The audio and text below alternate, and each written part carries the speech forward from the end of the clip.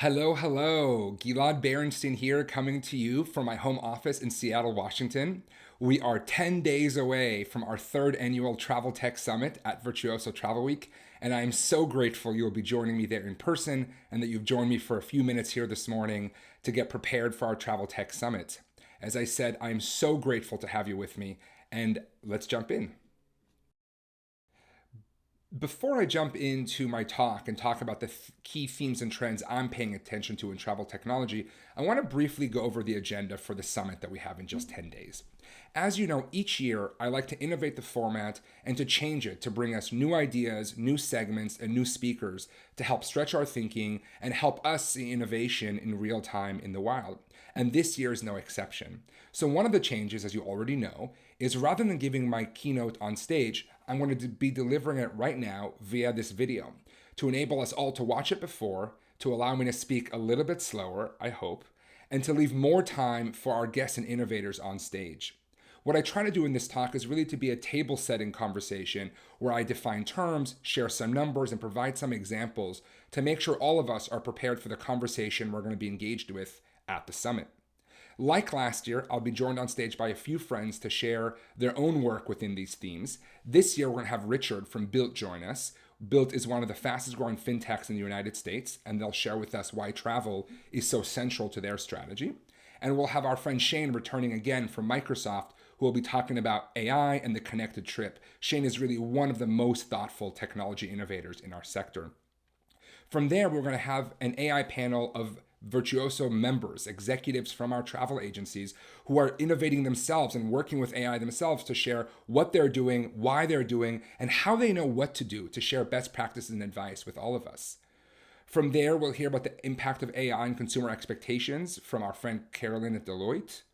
We will have an academic fireside, another new element to the summit this year, where we will bring in three leading academics from hospitality schools around the country to share with us what they're paying attention to and what they're working on within the universities, and how we, on the industry side of things, can more closely work with academia and vice versa.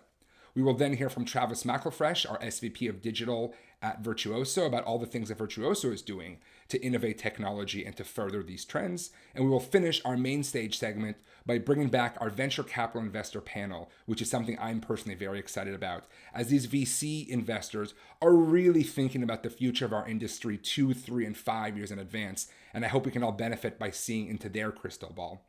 From there, we'll go into what is almost always everyone's favorite segment, the Startup Showcase. This year divided into agency and hotel technology, social commerce and visual media, and traveler perspectives. And of course, we'll finish with lunch altogether to continue to co-create, to continue to network, and to continue to engage with our innovators. So thank you for taking the time, and thank you for your commitment to innovation.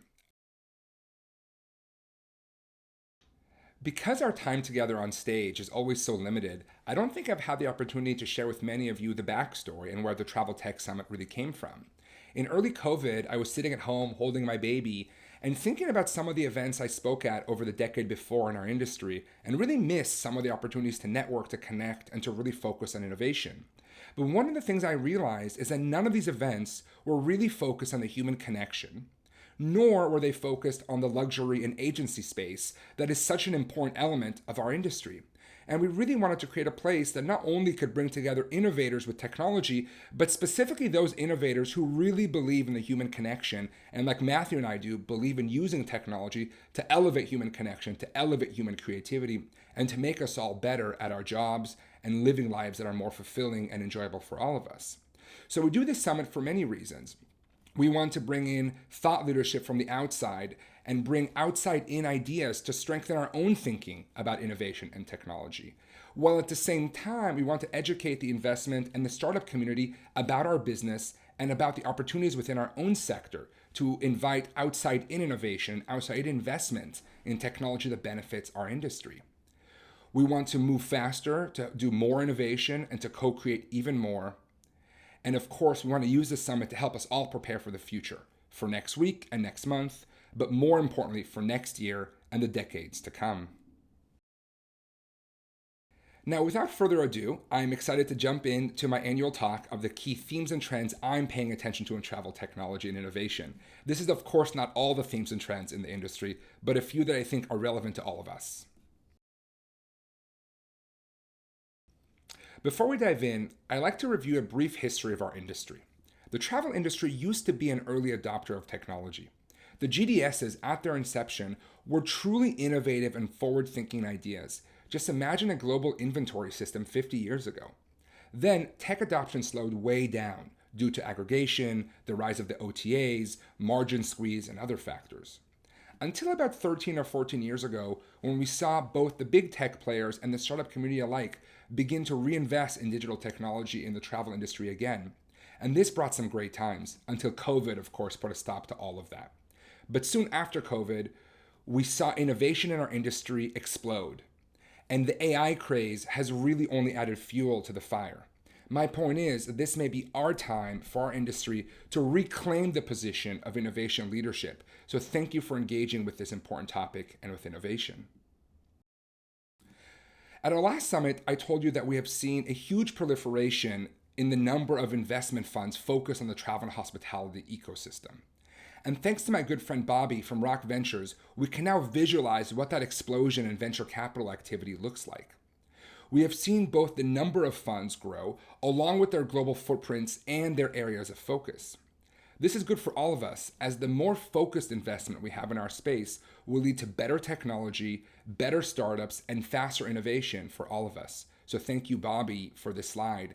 And it's really exciting to see in all the regions of the world so much more activity in our space. Now, one way to measure excitement activity in the early stage tech sector within the travel industry is to look at funding rounds for startups. As you probably remember, 2021, as COVID restrictions began to lift, we saw a wave of travel and hospitality startup formation. This carried on into 2022, where we saw more travel tech startups funded than any other year for which Crunchbase has data, 854. In 2023, we saw a very healthy pullback and a needed slowdown in both the number of rounds and their valuations. My take is that this was a good thing for our sector as a whole. We want rational exuberance, not the irrational kind. Remembering the data for this year, 2024, is only available for the first half of the year, and the Crunchbase is also a lagging indicator, meaning it takes a while for the data to get into the Crunchbase system after the round actually happens. So far this year, what we have seen is that we are well ahead of last year in the number of dollars invested in technology companies in our sector, but are pretty far behind last year in the numbers of deals actually funded. It is important to remember that part of this disparity is due to the fact that a lot of companies that were born in the last few years have reached later stages of maturity and are raising larger rounds of capital.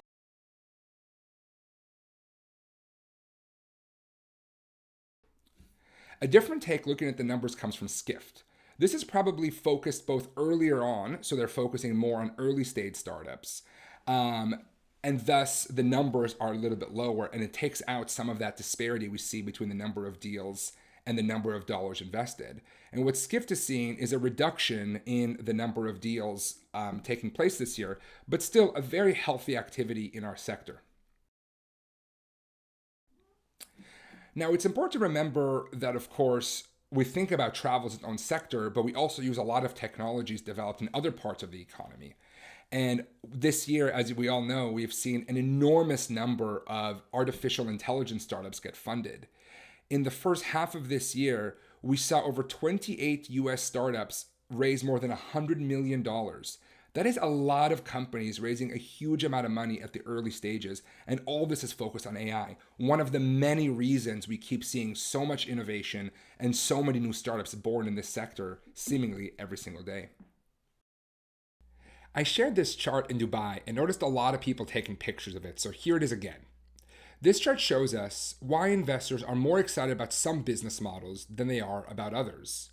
One easy way for an investor to gauge the possible outcome of a business investment is by looking at the valuation multipliers applied to that given business or the sector they're in.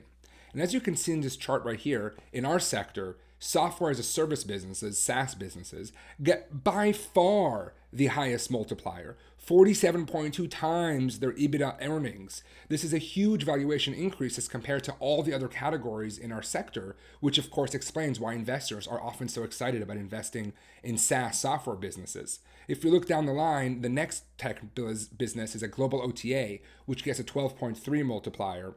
And from there, you go much, much lower.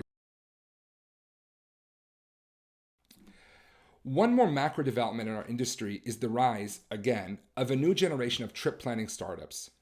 This rise is connected to a few themes we'll be talking about today, including artificial intelligence, new agency models, and social commerce. Several months back, before participating in a Focusrite webinar about trip planning, I realized that my mental map of the startup ecosystem of trip planning startups was probably outdated. So I created a survey which led to this market map. I had over 150 startups submit information, and about 111 of them made it into the actual market map. And what we're seeing here is a few interesting things. A huge rise in B2C full trip planning startups, which of course we saw a lot of in the early Gen AI era. But also seeing a lot of activities on the content and recommendation side in the B2B and the B2B2C sectors of our economy. For all of us engaging in the trip planning and the travel world, this is an ecosystem that's worth paying attention to. And like I shared, we're seeing a lot of activity and a lot of startup formation in this arena. Okay, without further ado, my 2024 themes and trends in travel technology. They are grouped into three overall groupings. Those are smart, more connected systems, which include the rise of the connected operating system and the connected trip, of course. New monetization models, which include financialization of the travel industry, travelization of finance, horizontalization of luxury, and monetization of one's brand through travel. And of course, the great commoditization of AI. Virtuoso has always been a home for innovators, so I want to begin by talking a little bit about what we at Virtuoso are doing today to address some of these themes and trends we're paying attention to. From the very beginning, as you know, nearly 40 years ago, members of Virtuoso focused on innovation, on core creation, on data sharing, and more. And then, of course, Virtuoso was incredibly innovative and risk-taking in bringing me to Berlin 10 years ago, a 24-year-old AI startup founder who wanted to talk about trip planning in front of the world's most prestigious audience in travel. And today, Virtuoso is continuing to innovate with major investments on the digital and technology sides, as well as new offerings and programs, including this summit. As I think about it, the Virtuoso digital and technology flywheel has four main elements within. First are our travel tech summits and events. As we already discussed, our summits work to bring in innovators from across the industry and across the world to help us understand and think about the trends happening in travel technology. We work to attract investment into technology that furthers our industry and work to educate and excite the tech community about the opportunities available within our network. And of course, to bring outside learnings in so we can all benefit from the wisdom of our colleagues and friends. Next, we have the Tech Partner Program, which exists to bring novel technologies and data solutions to the network and to set up our partners for success. Next, we have the Virtuoso Digital Platform, which is a platform of apps, data, connections, content, and experiences that can be utilized by all of us to build and to personalize. And lastly, we have the Virtuoso technology ecosystem, a plaid-like system that connects all these various elements together and really one day will act as our own Virtuoso connected trip, a huge opportunity for all of us to provide better care for our customers and to do so more efficiently and in a more connected fashion. Okay, so now that we've had that background, let's jump into the themes. This year, I wanted to start with new monetization models. There are many elements to this, and we have covered some of them in the past in depth. So today, we're mostly going to focus on the new ones. Those are monetizing one's brand through travel, horizontalization of luxury, travelization of finance, and financialization of travel. Starting off with monetization of one's brand through travel. We have talked about this a lot, but still it's with us as this trend does not seem to be slowing back. Looking back, this is also the first indication we had about the horizontalization of luxury and the fact that stories were becoming ever easier to transport between product categories and business offerings, and that travel is one of the highest value places for non-travel brands to place their story. But more on that in a minute. Quickly, a definition. Monetization through travel is a macro trend that non-traditional travel and hospitality companies monetize their audience through travel offerings. There are many reasons, both relating to share of wallet and increased earnings per customer, and financial market incentives to increase a company's exposure to growth industries or travel. In addition to these financial reasons, the fact that during a trip a traveler is a captured and engaged audience is another reason we're seeing this trend continue to grow. A great example of monetization through travel is the rise of product placement. As we heard from Glimpse 2 years ago, they're turning hotel rooms and vacation rentals into highly immersive retail shopping experiences. Or as we've all seen, creators abandoning the influence game in order to become tour operators and travel advisors themselves. There are many different forms and examples of this macro point, but the key point here is this is all about revenue generation and share of wallet increases. Next, we have financialization of travel. We've also talked about this over the last few years, and we're fortunate to hear from Hopper a couple times over the last 2 summits. Quickly for a definition, I find the definition offered by Investopedia to be spot on. The term financial technology, or fintech, is used to describe technology applications that seek to improve and automate the delivery and use of financial services. Next, we have DeFi, and I personally like to define DeFi very broadly and in a technology agnostic manner.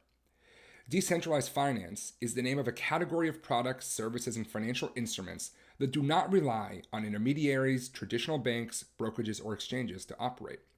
Or said another way, DeFi is a way to organize a financial system around a decentralized philosophy, something we're seeing a lot happening in our own space. There are many elements of the financialization of travel, but there are 3 key trends here: DeFi, financial productizations, and super apps. Within DeFi, there are many companies out there that engage with us, but the 2 things that are most relevant today are BNPL, buy now, pay later, and novel payment solutions like Selfbook and others. There's been a lot of innovation on this front in payments, in management, in commission management, and this is an area that is very important to many of us and many of our businesses. There's a lot more that's going to be coming in this sector as well. We're going to continue to see more commission factoring, smart pricing, dynamic packages, and other elements of DeFi coming into our sector and giving us more capabilities. And price optimization tech is really taking off. The backlash against Wendy's when they announced their surge pricing was a boon for the sector. We've seen startups all over the place fundraising successfully based on the press received by Wendy's. While dynamic pricing has long been part of the airfare and hotel side of the industry, the data and technology now exist to bring these capabilities into the rest of our sector, both into activities as well into food and dining. Another example of financialization of travel can be seen here. Travel software providers everywhere, including Hostaway, are offering financial products like debt financing to increase their revenue per client. These travel companies have the industry expertise and the data needed to really understand the way these money is going to be used, and thus can offer financial services to the existing clients at very competitive rates, creating a huge new monetization opportunity for the company. We have also seen agencies and travel seller use this financial thinking in travel to offer new products and to create new opportunities to serve their customers and increase their margin and their revenues. One example is an agency called Noble that created a travel certificate where a traveler could put money down up front, have a defined waiting period, and then be able to spend an increased amount of money at a given property within a given time frame, which sounds a lot like a bond to me. And of course, we heard from Hopper over the last 2 years with products like price freeze, price drop guarantee, cancel for any reason, and other. They are the market leader in this space, and over 50% of their revenue is coming from fintech products. Imagine if you could generate that much revenue from these kinds of offerings. And at our summit last summer, they expanded on their news by announcing the Hopper Cloud and sharing that soon travel agencies like ours will be able to benefit from these technologies and these capabilities created by Hopper and others. And since they last joined us, they now have moved into the Travelization of finance theme as well, which we'll talk about in a second. And we've saw Japan's largest bank adopt these technology solutions to offer to their customers. And we're going to see a lot more of this over the coming years. Because remember, The goal of fintech and travel is to increase profitability while empowering travelers to book more travel further out. The win-win-win scenario we're all seeking. Up next is new agency models, and this is the last new element of the monetization through travel that we'll cover today.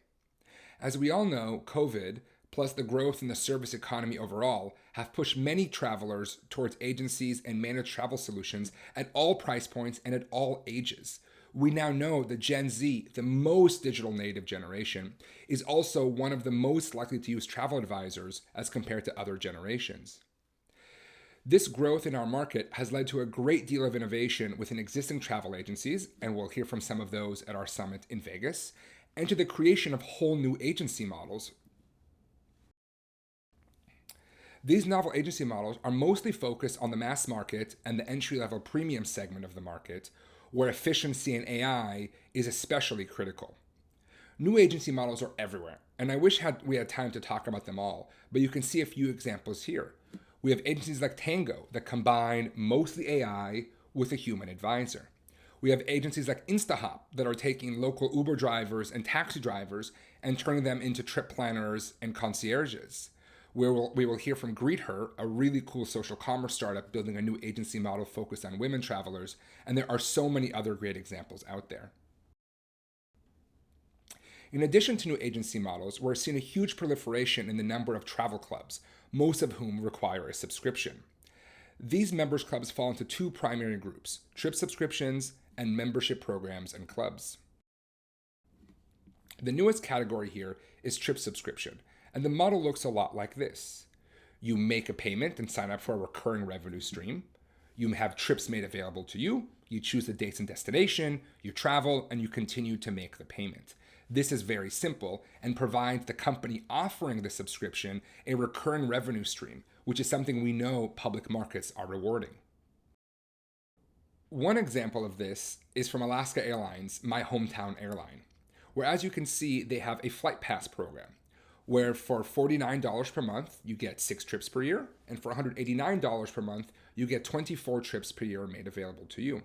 Of course, there are some restrictions. As you can see at the top, these trips can only be booked up to 14 days in advance, so giving you some less flexibility than passengers paying full fare.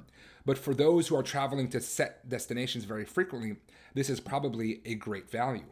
Now, we're going to continue to see many more of these types of programs for many reasons. Like we spoke about, markets reward companies with recurring revenues. Remember the valuation graphic we saw at the beginning of the presentation. Another reason is this trend of subscription reduces the cost of customer acquisition in our industry, which we all know is one of the most expensive industries in the world to acquire a customer in. The other model is a club or a membership that provides benefits, usually either as discounts or upgrades and ancillaries. An example of this is the new Disloyalty program by Accor's Ennismore brand, a membership program where instead of being loyal upfront and earning benefit, one pays a membership fee and is automatically given those benefits that will increase both lifetime value and loyalty, leading to a recurring revenue stream and more loyal guests. Really the win-win-win that fintech and travel is always seeking.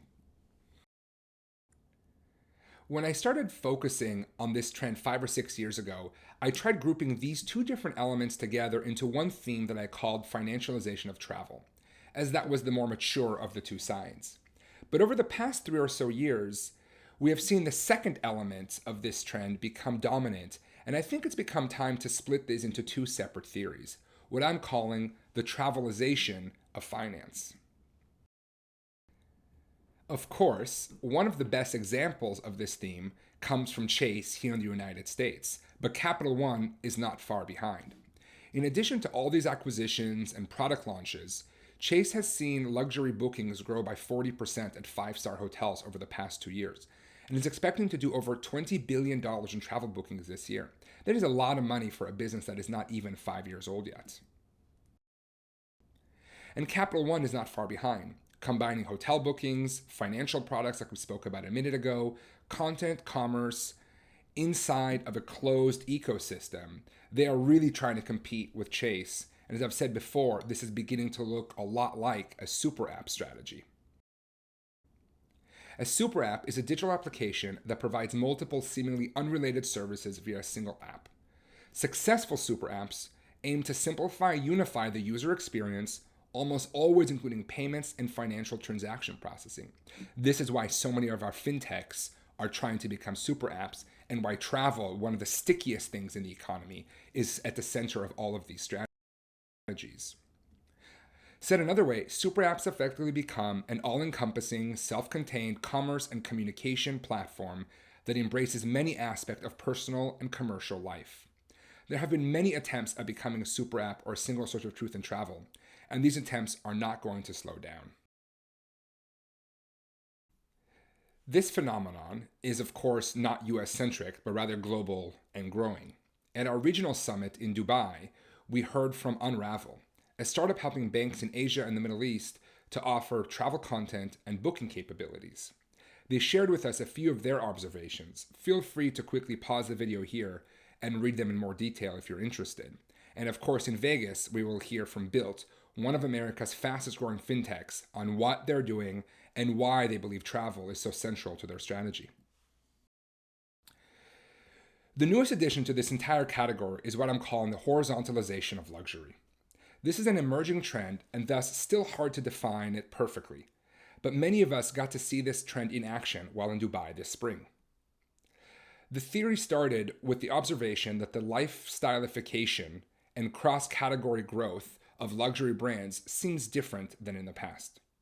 It used to be that luxury brands expanded from luxury handbags to wallets or luggage, natural adjacencies.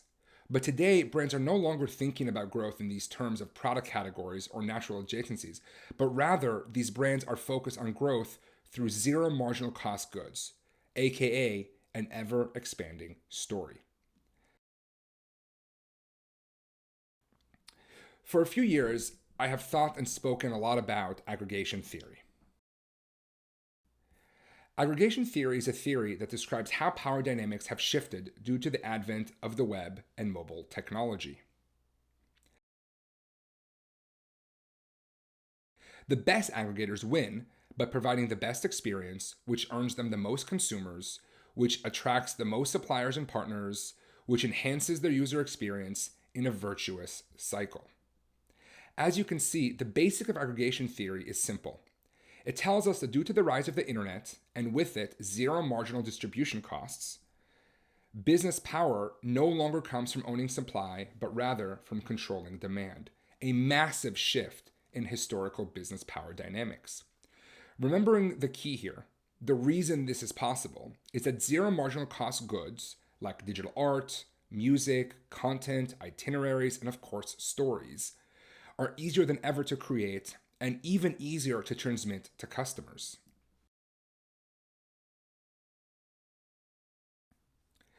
Let me give you an example. What you see here are two of the virtuous cycles that Ben Thompson talks about in aggregation theory. First on the left, we have Amazon. If you look at the inside circle, Amazon's key innovation, which is of course a zero marginal cost product, is the infinite aisle, or selection at scale. The fact they can have more books than any other bookstore in the world. And that led to a better customer experience. And that better customer experience led to more customers shopping on Amazon. And more customers shopping on Amazon led to more sellers putting their goods on Amazon, which led to even more selection, which continuously improved the customer experience in a virtuous cycle. But the great aggregators have multiple virtuous flywheels going at once. So as you can see the upper circle, one of the things that Amazon was able to do through better technology was to lower the cost structure. And when they lowered their cost structure, they could lower the prices to consumers. And guess what? That led to a better consumer experience buying books on Amazon, and the virtuous cycle continued. Another example is Netflix. As you can see here, Netflix began by having more movies and shows you can get in a Blockbuster. Then that led to a better user experience. You get to see what you want. That led to more time on the platform and more spend with Netflix, which led to more filmmakers putting their movies and eventually creating movies and shows to go specifically on Netflix, which increased the variety, which led to a better user experience in a virtuous cycle. And at the same time, as you watch and engage with Netflix, you're leaving behind data about your interests and preferences and behavior. And that data leads to an even better user experience, which leads you to spend even more time on the platform, creating a virtuous cycle. These are the zero marginal cost flywheels that we talk about when we talk about aggregation theory. The key element of aggregation theory is that these goods are low marginal cost goods and often free to transport between people. It costs no more to have one marginal user consume the good. This is completely different from a luxury handbag, a stay in a beautiful suite, or an airplane seat, where you cannot have an unlimited amount of inventory and where there's an actual hard cost for every one of these. That does not work the same way with zero marginal cost goods like stories and brands. Okay, back to the core horizontalization of luxury theory. In our modern world of social media, ubiquitous photos, and humble brags, so much of luxury is about a feeling and a story. It's not really about the high-end leather or the plush mattresses, but about the feeling your hotel gives you and the story that allows me to tell myself and the story that allows others to tell about me when I'm basking in the glow of your brand. Remember, it used to be that high-end watches kept time better than cheap watches. And it used to be that Louis Vuitton luggage lasted longer and maintained its utility longer than other bags. But that's no longer the case. Clearly today, no one is buying a Patek Philippe watch because they want a more precise time check. They're buying it for the story that it brings with them. And the story allows them to tell themselves about themselves and others to tell about them. These are all zero marginal cost goods. The horizontalization of luxury takes many forms. It looks like luxury watch brands like Jacob & Co. and Franck Muller adding living to the mix by building luxury residences. It looks like trendy clubs like Equinox and others building hotels, selling clothes, and publishing books, and by doing so, increasing their reach and their ability to engage and monetize a much wider audience than can fit into their clubs. It looks like the Aman starting a chain of ultra-exclusive members clubs to engage their audience at home, but not just on the road, and sending them home with an at-home spa product. It looks like Paris, where the top fashion brands are all opening hotels, restaurants, spas, and entering our business, and so much more. As luxury brands keep realizing this reality, they see the opportunity to both grab much greater share of wallet from existing customers, but much larger is the ability to monetize a huge new customer segment that cannot afford to stay at their hotels or to purchase their beautiful products, but who are dying to pay in order to associate themselves with the brand and to live the story. Brands are saying, if you love wearing our brand, what about living in it? If you like traveling with our brand, how about socializing with it? If you like relaxing with our brand, how about decorating your home with it? If you like visiting our brand, what about the soundtrack to hear and feel our brand in your home? If you love to imagine our brand, what about buying facial products and lotions that enable self-care within our brand? These are just some examples of the horizontalization of luxury we're all seeing. And as you can hopefully see in these examples, the horizontalization of luxury is a theory that marries the lifestyleification of luxury with the reality of zero marginal cost good distribution that we learned about in aggregation theory. And together, these themes are changing the luxury markets in front of our very eyes. Okay, moving on. Over the past few years, I spoke a lot about optimization of everything, and these two themes are natural successors to that. One of my key learnings from my time at the Allen Institute, and a theme I spoke about over the past 2 years, is that business leaders want fewer analytics and more action. And this is where the optimization of everything came from. Companies not just telling you about your operation, but automating them and optimizing them for you. We saw many of these examples at our first tech summit. From there, we get the rise of the agency and tour operator operating system. These are full software suites that aim to be integrated across your business and data stack to become the command center for your business. My friend Shane, who runs travel for Microsoft, will be joining us on stage again in Vegas to share what they're seeing over the next 5 years in terms of the connected trip, and why he likes to say that over the next 5 years, all travel companies will get a new modern system of record.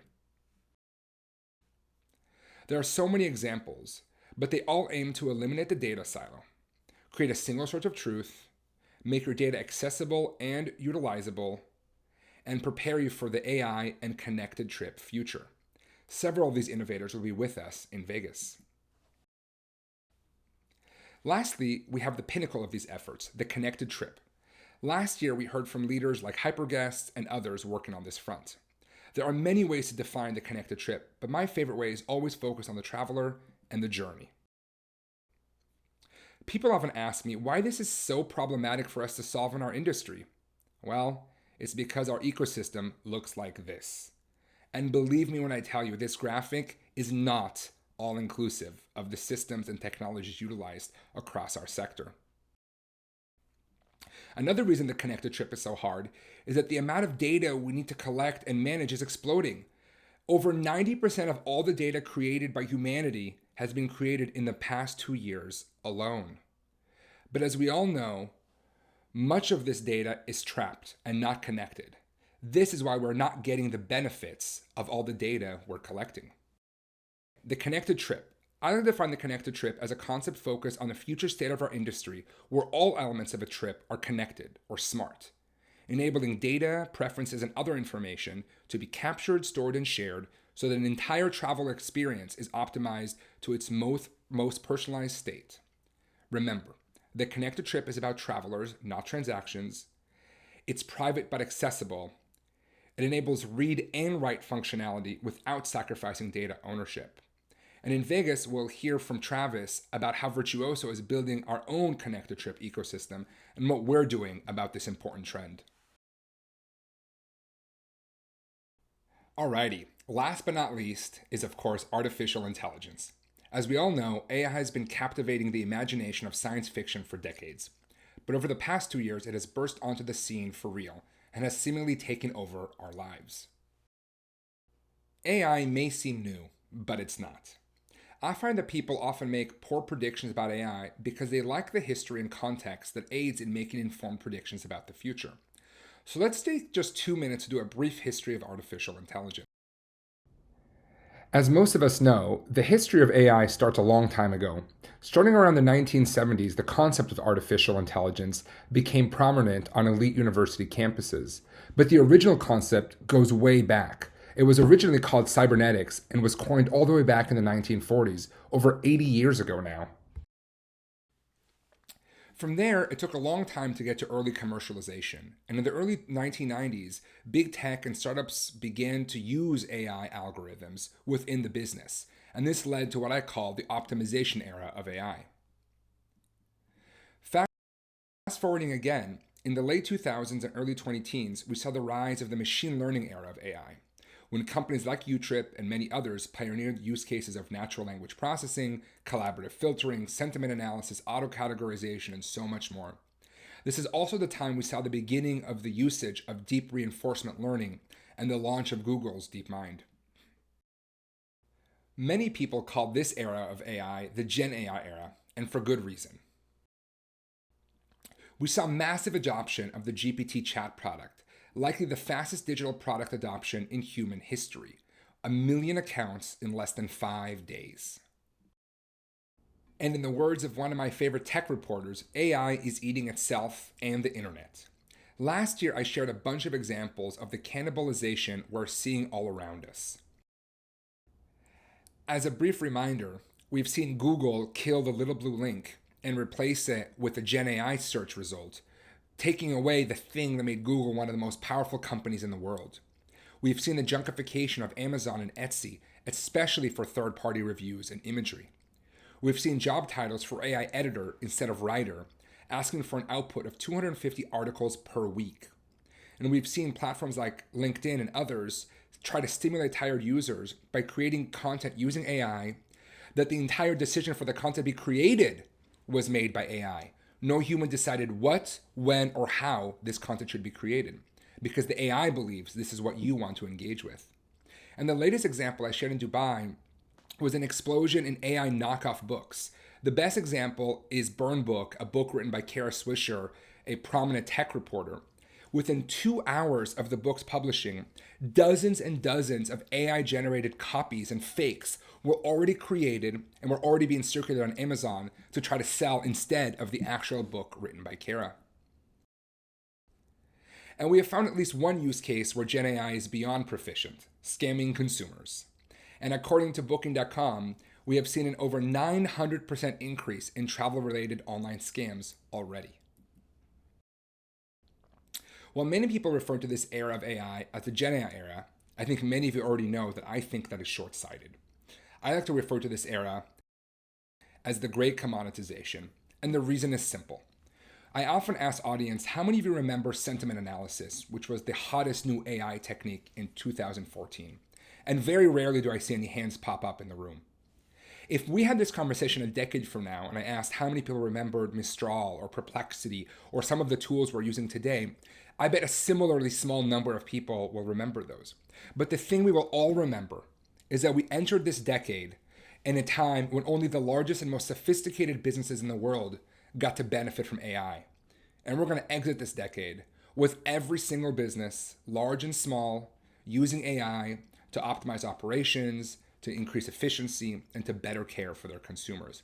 That is why the great commoditization of AI is what we will all remember when we look back at this decade. And since I've not said it yet, my most important point, artificial intelligence is just a tool used by people to accomplish their goals. Or more accurately, AI is a set of tools, and picking the right tool is key to success, like with any other type of project.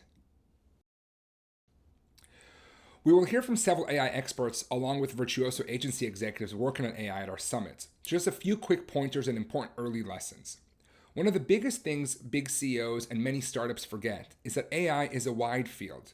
I recently gave a hard time to one of our industry's top executives for launching a Gen AI program as opposed to an AI program or consumer-facing AI program. I asked him, why limit the tools you're using to accomplish your goals? And remember, the best results in any project come when you use all the tools in your toolkit. In addition to that point, it's important to remember that AI is a set of tools and a set of technologies. It is important to remember there are different types of AI, and that bringing the right type of AI to a project is really important.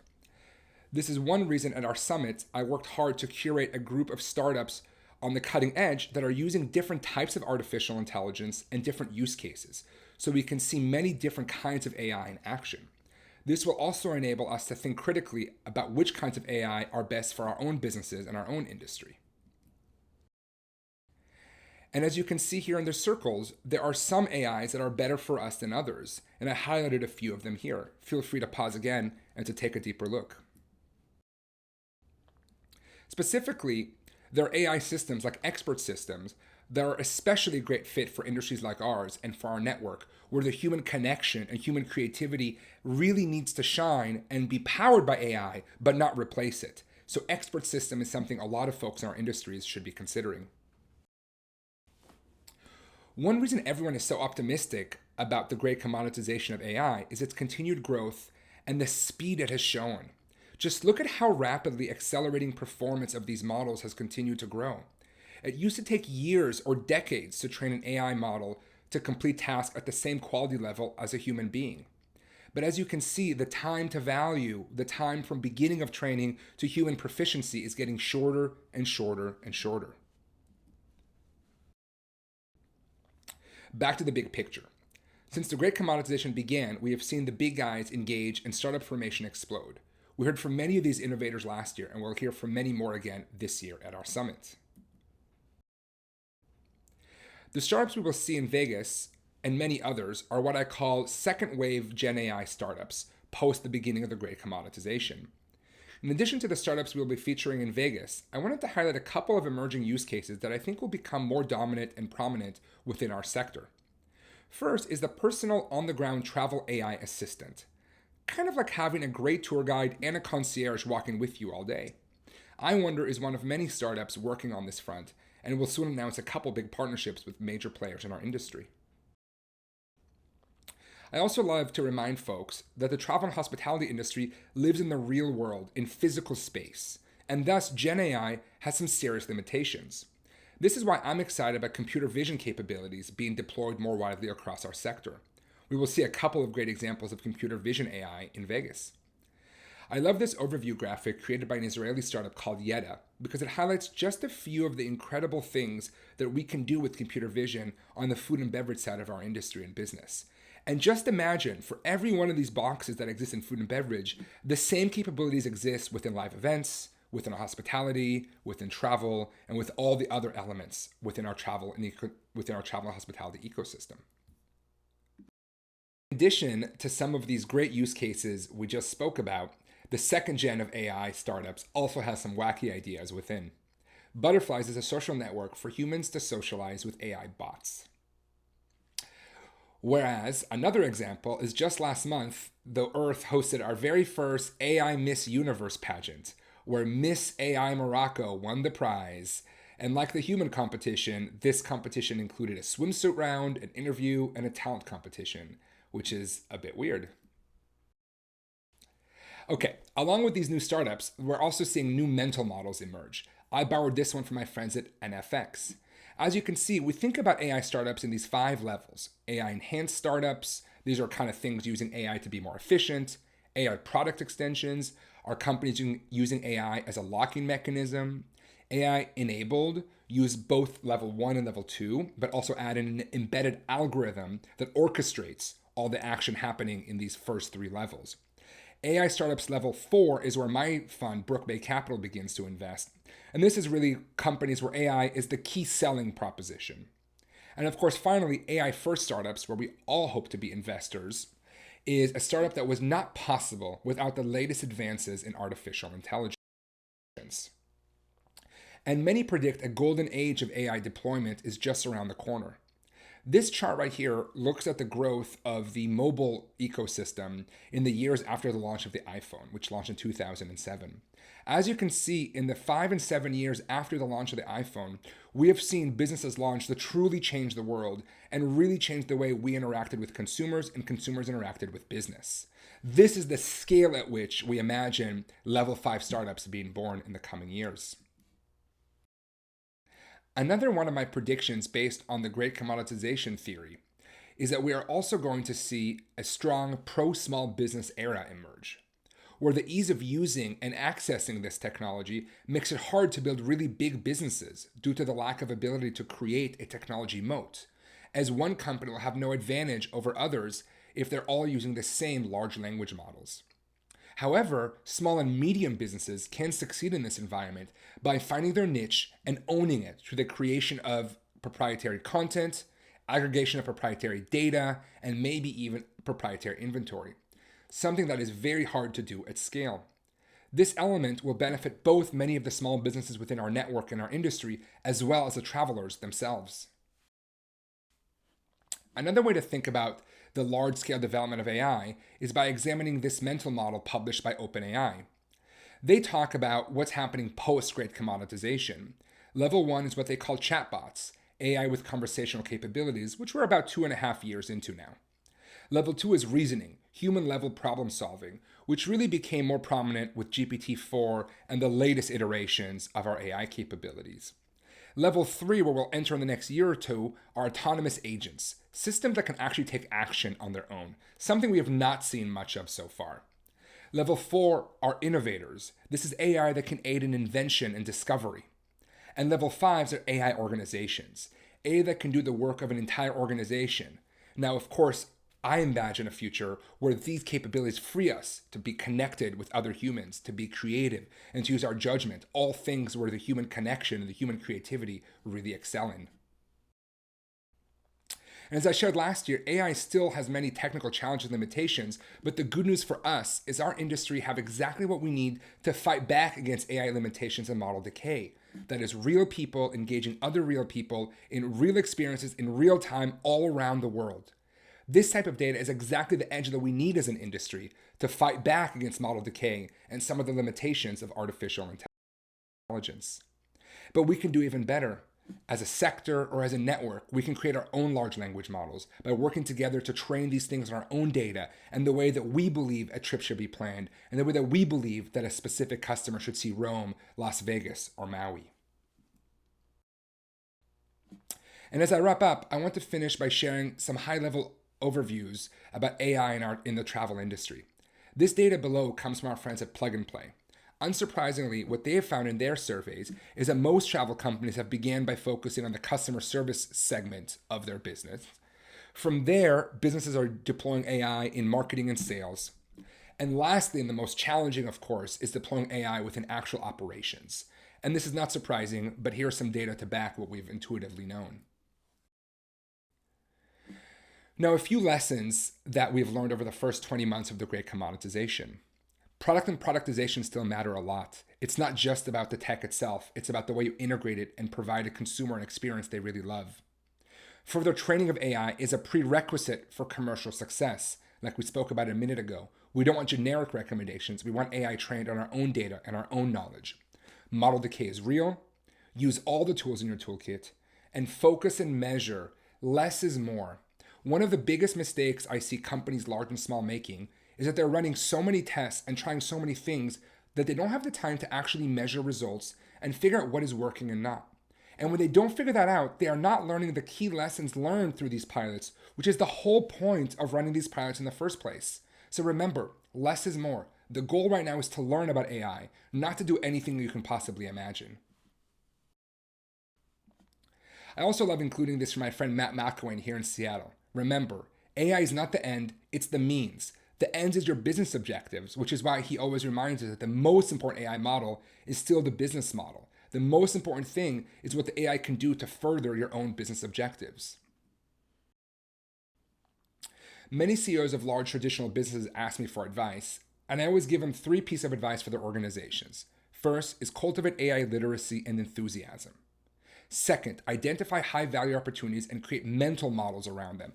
Help the people on your team think about when and how to deploy artificial intelligence and where the most valuable use cases are within your own business. And of course, lastly, create a culture of innovation. Nothing beats a culture of innovation. And a few pieces of advice for all of us. First, ask clear, thoughtful, and detailed questions. We need to be able to check the results, the accuracy, and the efficacy of the AI. So at first, we have to ask questions that we know what the answer to should be. Don't use AI to decide, but rather to analyze and to suggest alternatives. Trust your own intuition, your own intelligence, your own human creativity, but use AI to assist you and to aid you and to give you more ideas. And remember, artificial intelligence is not human, so utilize that. You can ask it to do things you would never want to ask a colleague. You can ask it to run something 100 different times in 100 different ways without being a burden. So use AI for its benefits, the fact that it's not human and we can ask it to do things that we would never ask a colleague to do. Lastly, we have a few predictions that I like to share for the coming years of artificial intelligence. I've already shared some of them with you, so I'm going to go through them relatively quickly. First is the maturation from copilot to autonomous agent, what we spoke about before, level 3. Today, most of the AI success has been in helping us, not automating tasks. Next is the merging of large language models and knowledge graphs. This is the way that we can bring much more personalized information into the AI so we can make recommendations for specific users in specific use cases with a lot more personalized information. Another prediction I've talked about for a while is the rise of voice GPT and multimodal AI, which allows us to account for many more use cases within these capabilities. And of course, I was happy to see recently that OpenAI released ChatGPT hyper-realistic voices, of course, building on my prediction. We know that open source large language models are coming, which are going to be easier to use and more adaptable for us. And of course, over the last few weeks, we saw major announcements from both Facebook making their Lambda 3.1 open source and available to anyone to use. And of course, Gemini is making its chatbot faster and easier to integrate into other products. Next up are executive changes. And we're already seeing the rise of the chief AI officer and other senior executives focused on artificial intelligence. The office of the CEO for everyone. Very soon, all of us will have AI assistants, schedulers, and designers to support us in our work. Great technology will continue to be in the core definition of luxury. And of course, dynamic productization is coming, and we're going to hear a lot more about that in our Vegas summit in just 10 days. And of course, as I finished every one of my summit talks, never stop testing, learning, iterating, and innovating. This is the best way to build businesses that are resilient to the future and to find those win-win-win relationships we're all seeking. Thank you for joining me today for this talk. I cannot wait to see you all in just 10 days at 9 a.m. on Saturday morning at Aria, in the same location we were in last year, on the second floor. After the main stage section, we will of course get to dive in with our startups, and I cannot wait to bring all these innovators to you and to our network. Now, lastly, if you're still with me, thank you. I have a short survey I would love for you to take, and I'm going to share the results on stage, asking questions like where to use AI and what your favorite tools are. So please take a quick second and scan this QR code. The survey will take less than 2 minutes. I really appreciate you being here, and thank you so much for prioritizing innovation. See you in just 10 days.